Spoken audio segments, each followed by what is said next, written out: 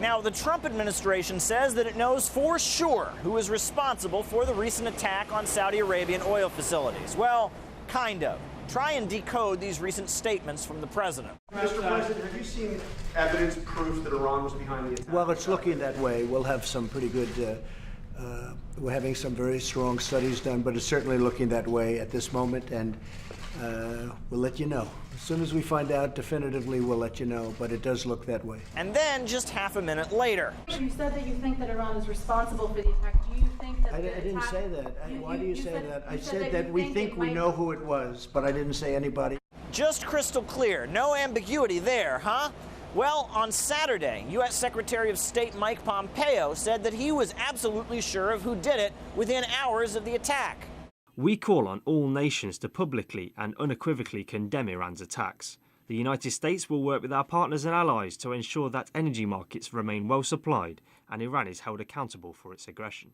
So on Saturday, Iran absolutely did it. A few days later, well, we'll get back to you on that. Now, isn't it a little bit disturbing that the White House knows less about the attack as time goes on, not more? But we've been here before. On April 4th, 2017, there was a chemical incident in Syria. The next day, the White House was pointing fingers. Today's chemical attack in Syria against innocent people, including women and children, is reprehensible and cannot be ignored by the civilized world.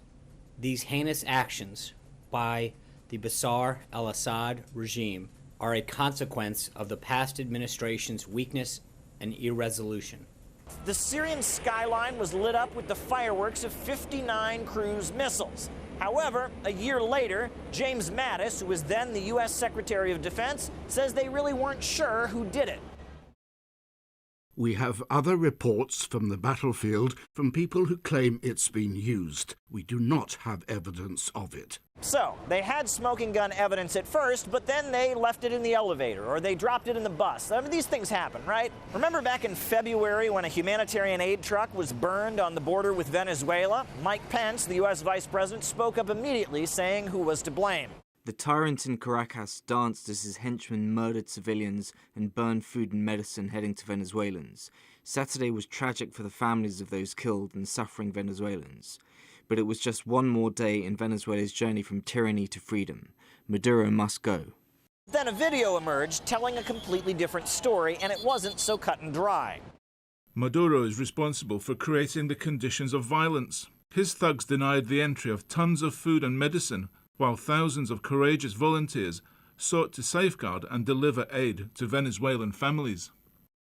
Remember Saddam Hussein and his weapons of mass destruction, or should I say lack thereof? Well, they went ahead and bombed Iraq anyway, but they put on a show at the UN in the hopes of convincing the audience first.